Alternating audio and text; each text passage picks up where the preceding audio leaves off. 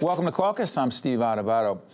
Student loan debt impacts the entire country, from students trying to pay their own way to parents helping their child during a time when they really should be thinking about retirement. Right here in the studio to discuss ways we can help students and parents make the best choices for the future, we have back again Dr. Nancy Blattner, who is president of Caldwell University. Jennifer Rodriguez is a graduate student attending Rutgers University.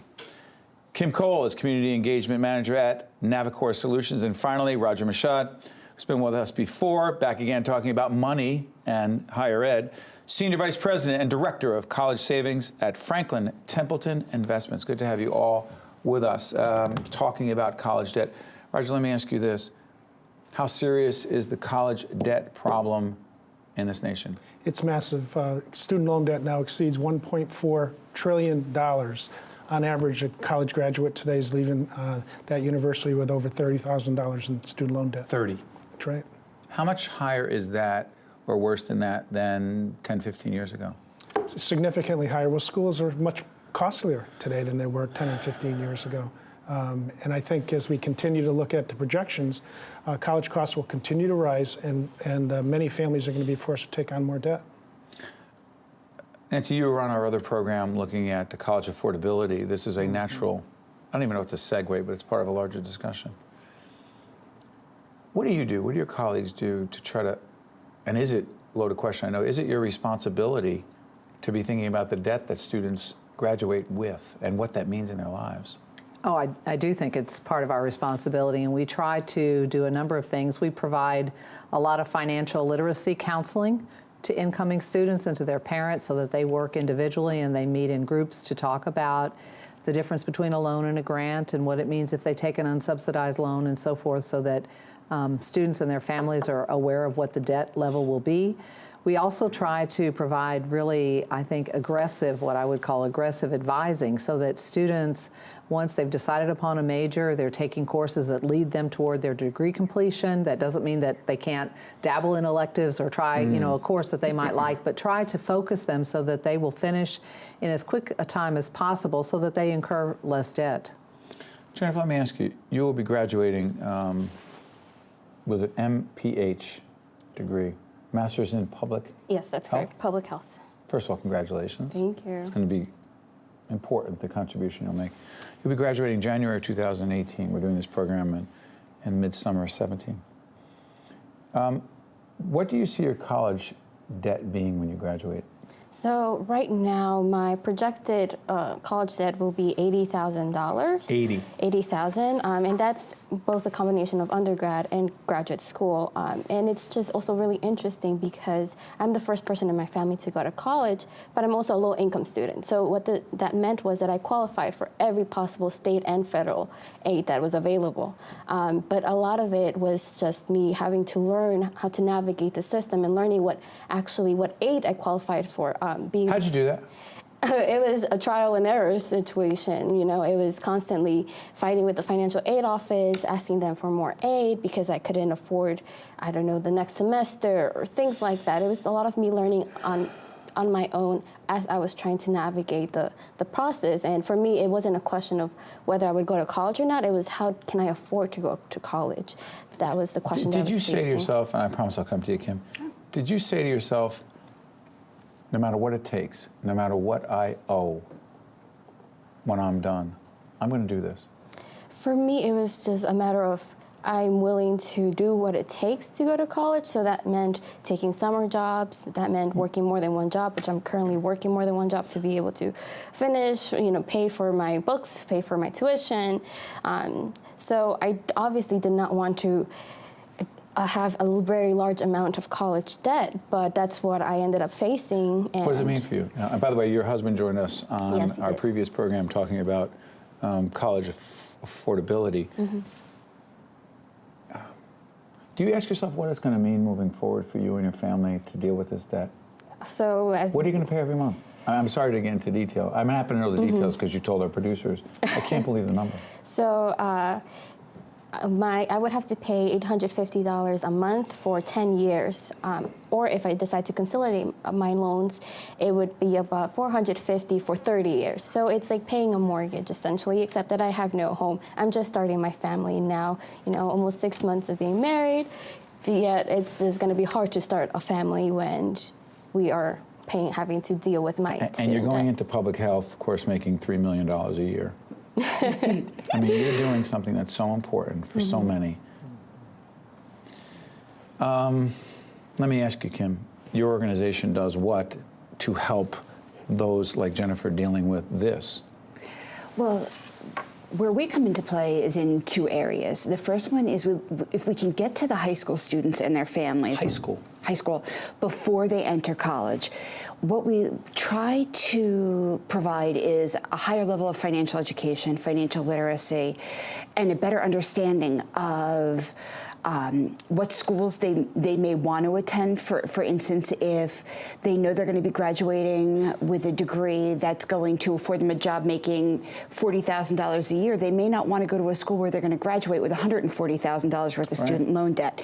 So we may try to give them some guidance on that and really kind of push the idea that you never borrow more than you absolutely need. Hold on a second. You also say never borrow more money than you will make in your first year out of college. Yes. Yes. Now, hold on. So if it's 80 or 90 grand on your end, Right. if that model were to play itself out, then Jennifer is going to have to make 100 grand. Correct. And that's obviously not very likely, especially. You don't think that's likely? I don't think it's likely. The coming $3 million I was joking about, but I'm hoping Right. it's 100 grand. Right. You don't think it's going to be? No, I'll be lucky if it's 60,000, which is still less than what I owe. But respectfully, Sure. You're saying that that's the best case model. That is the best Jennifer's case saying scenario. that's her reality. Right, right. So now what we're going to do is we would sit down with Jennifer and her husband, and we would look at the different repayment options for the federal student loans. A lot of people don't realize that there are a number of repayment options for federal student loans. Respectfully, repayment options. They said it's $900 a month, and that's it. Isn't that it? No, that's where things get a little sticky, because the exit interview that students do with the colleges and with the lenders at the end, one of the things that's supposed to happen is that I think there's 9 different repayment options when you graduate with federal student loans. How does one find these things out? Hopefully, they're learning that through either the college upon their exit interview, or it really should be the responsibility of the lender. It should be Of the lender or servicer that's handling these loans. No disrespect to my alma mater, Rutgers. Did anyone at Rutgers sit there and say, listen, you have options, let's talk about them? I had to actively start asking questions. No one came to me. Did the lenders sit down and say, Jennifer, here are your options? Not yet. Roger? Well, I think that whole discussion has to take place when you're going to have your first child, so that you begin saving from day one when that child is born, and realize the impact of saving $50 or $100 a month on a systematic basis over 18 years. That's a significant accumulation of cash that can be used to pay direct college We'll costs. stay on this. We've had this conversation before, and to disclose that the 529 plan that you and your organization happen to be connected to in the state of New Jersey, all 4 of our children, their college education is being funded through this 529. And I often thought, okay, we were able to do that, but you've often said to me, hey, Steve, listen, you were able to do it at a certain level, other people do it at other level. You're saying if you start early on, As early as $50, possible. That's right. a what? A month? A month. You could get started with as little as $25 a month. The thing is, you put a plan in place and you go back to it on a quarterly basis when you get your statements, and you say, 25 doesn't hurt, maybe I'll raise it to 50 now. And eventually you've got a plan that grows to 100 a month, 250 a month. And you look at the vast accumulation that you've over the years. By the way, accomplished over Jackie, the give me that years. number again. Jackie, our producer, is saying 150 a month, which is not easy for some people, but doable for others if they make some tough choices, right? Priorities. Over 10 years, Jackie, what is it? Obviously, I didn't do well in math. No disrespect to Rutgers. That's 150 grand. 150 grand, and if you do it in a college savings plan, a 529 plan, you do it tax-free.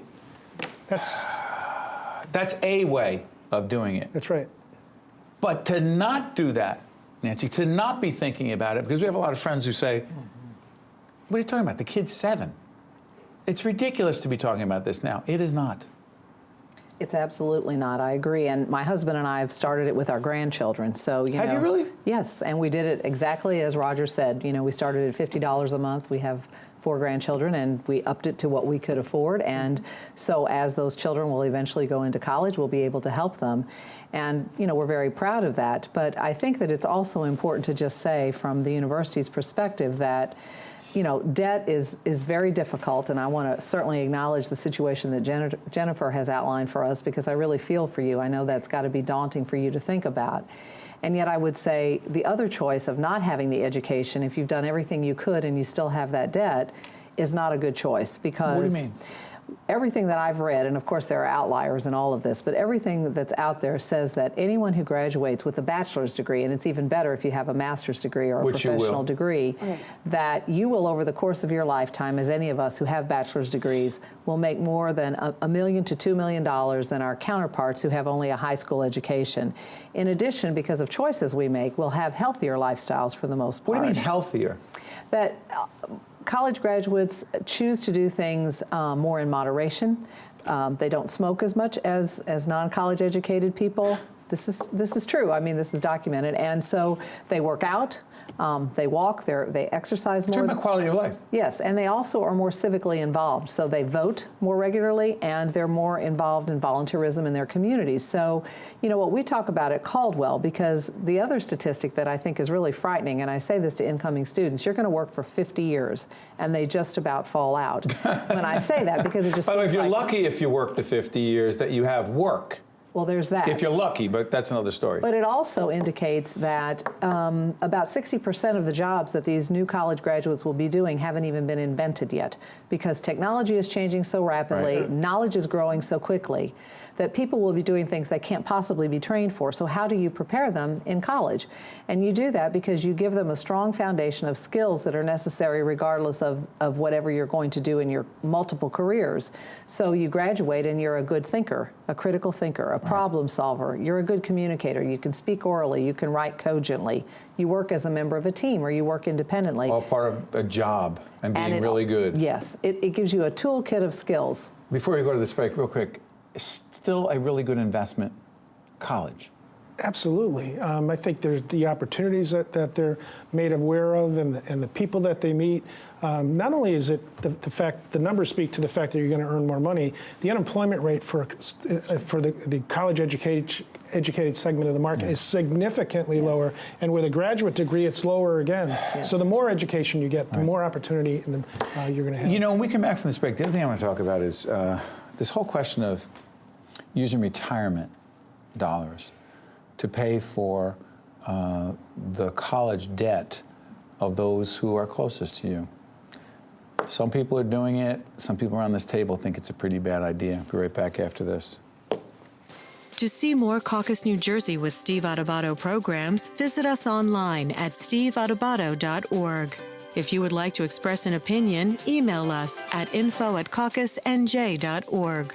Find us on Facebook at facebook.com/Steve Adubato PhD, and follow us on Twitter at Steve Adubato. Folks, welcome back to Caucus. We're talking about college debt and how to deal with it, how to avoid it, and then how to deal with it if you have it. I was going out of the break, I said, hey, what about those people using retirement funds? My retirement funds, I want to do it for my kid, my grandchildren. You say bad idea? I say bad idea. Why?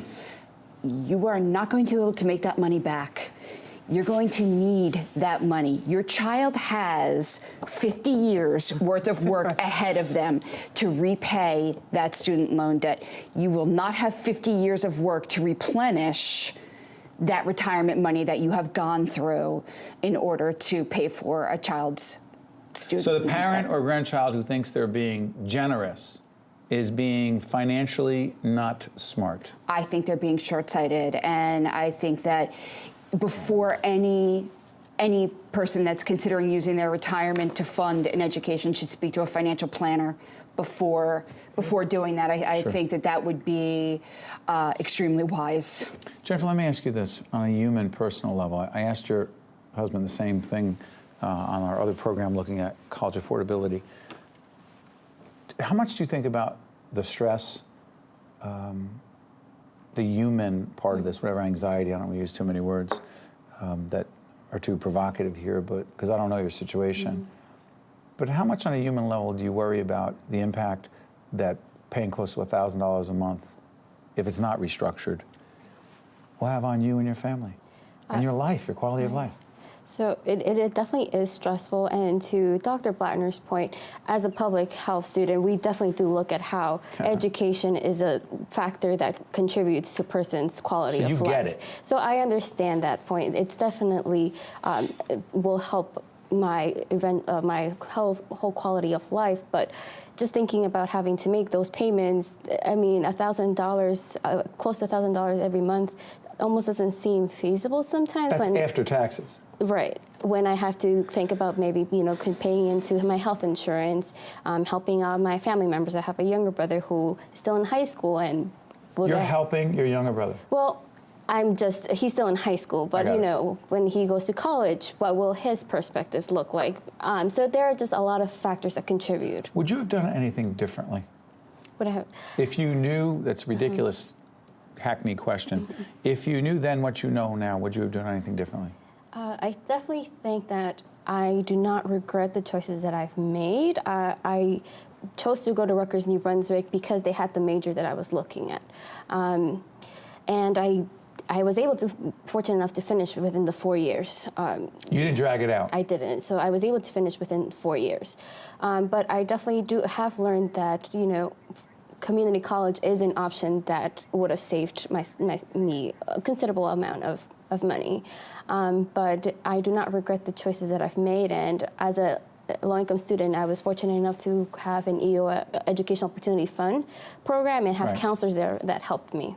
So. By the way, you're helping a lot of people just by talking about this so openly right now. Roger, let me ask you this. What is the SPRING program? SPRING is a crowdfunding tool that we've attached to NJBEST, the 529 program. By crowdfunding, we mean asking family and friends to contribute to your child's college savings plan. It's easy to use. You go online, you build a profile for your child, you set a goal, and then you share it with friends and family. And you'll be surprised at the numbers of additional contributors you may have that you were maybe uncomfortable to ask, but you can do it electronically with a note. Nancy, I'll come back to you. You served on a college commission, commission looking at college affordability. We talked about this on the previous program, looking at the cost of college. There are a group of experts, people who are engaged in higher education from a variety of perspectives. Was there any discussion on the part of the commission, Doctor, that looked at debt? We did talk about debt. And one of the things that we recommended would be avenues whereby students, and Jennifer is a good example, even though she has debt, that she went through and finished her undergraduate degree in 4 years. Many times students accrue debt because they can't finish in 4 years, and they're torn between, should I work a job, should I work multiple jobs, should I try to take more classes? And so we looked at ways that students could be more efficient and graduate more quickly. And I think all colleges, faculty, as well as administrators are very interested in helping students do that. I think the thing we have to take into account is that every student is not able to do that. Some come with remedial needs. Some come where they simply can't take more than 12 credits because of where they live and they're commuting from, or whatever the case might be. So we try to meet the students where they are. But it's a very difficult situation. The other thing that really strikes me is, in many ways, it feels like our other program, State of Affairs, is supposed to be our public policy program. But more and more as we're talking about this, it feels that this is a public policy question as well as a personal question, as well as a financial question, as well as a question that there are others in nonprofit organizations helping people, and that universities have folks helping as well.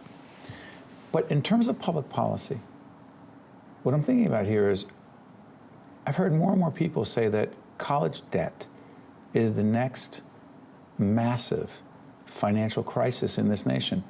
That is not simply Jennifer's problem. That is a problem for this country, Roger. Yeah, and I think if you look at the numbers, at 1.4 trillion, there's more student loan debt. 1.4 trillion what? Dollars outstanding in student loan debt. Owed. That exceeds all credit card debt combined. So it's a significant problem. We talk amongst ourselves about keep your credit card balance low and what have you. Your student, one thing you need to be focused on is address these college costs as early as possible when that child is born. But is there a role of the federal government, is there a role in state government to be more actively engaged? If this is in fact a potential, the next, I mean, we were talking about 2008, 2009, if I have the years right, of the horrible situation that happened with the banks, with the screwy loans that went wrong. So many people were affected, still affected. If this is the next potential crisis, to what degree should government leaders, our policymakers, be saying, time out?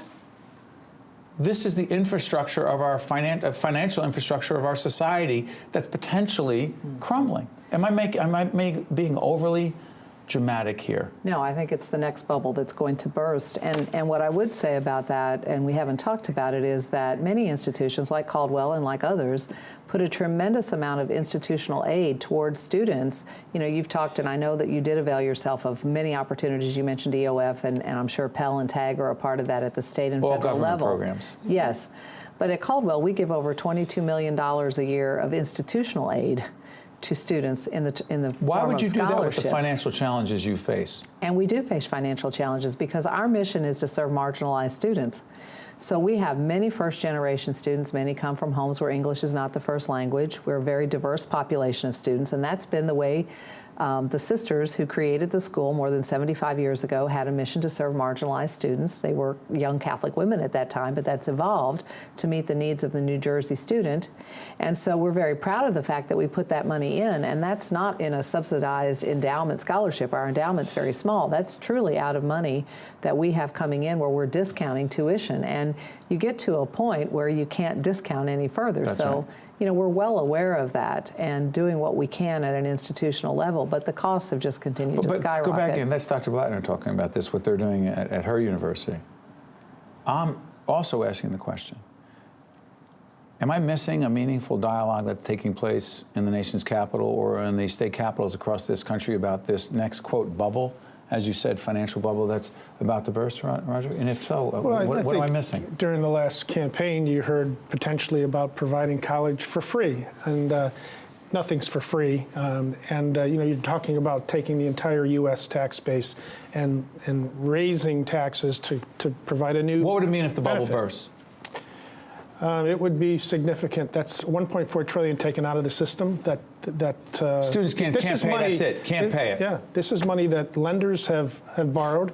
These are backed by bonds in many cases. That's right. It structurally. Sorry, it would don't be a have the money, can't pay. Who gets stuck with that bill?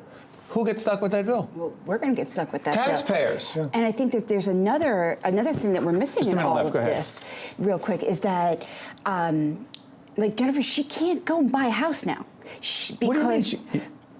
Because of her debt? Because of her debt, it's going to potentially slow her down now from adding to our own economy by home purchase, investments, and things like that, because her primary focus is going to be paying $1,000 a month. And her, quote, in debt student to loan. income ratio will not be one that most banks, listen, I hate to say it because you're sitting right there. Right. And you think what when we say that? Well, I pursued my education to be a productive member of society, and you know, in a way, it's kind of fighting back. So, where's the silver lining for you? I mean, for me, it's just knowing that at least I'll be the first person in my family to have a college degree, and the hope is that through this degree, I will be able to help people who are facing health crisis. That's what I'm looking to go into. So I'm in it to help more people. You have children? Not yet. When you have children, I've heard you say that you very much want them to go to college. I would like for any student, no matter what the situation they're in, if they're also a New York student like myself, they could go to college. Wow. We have the right program for you when you get started. You know, I wish we had more answers. Next time we'll talk about potentially more answers. Thank you so much, all of you. As an educator, it's all about connections. You're not just in the classroom, you're part of the community. You meet these tiny kids every year and you help them learn and grow. But you also get to know the families, and over the years they become a part of your life and you become a part of theirs. When you build those connections, you can accomplish some pretty amazing things. I'm Jackie Kruzik, and I'm proud to be a New Jersey educator. Also brought to you by Holy Name Medical Center in Teaneck, New Jersey, and by the Russell Berry Foundation.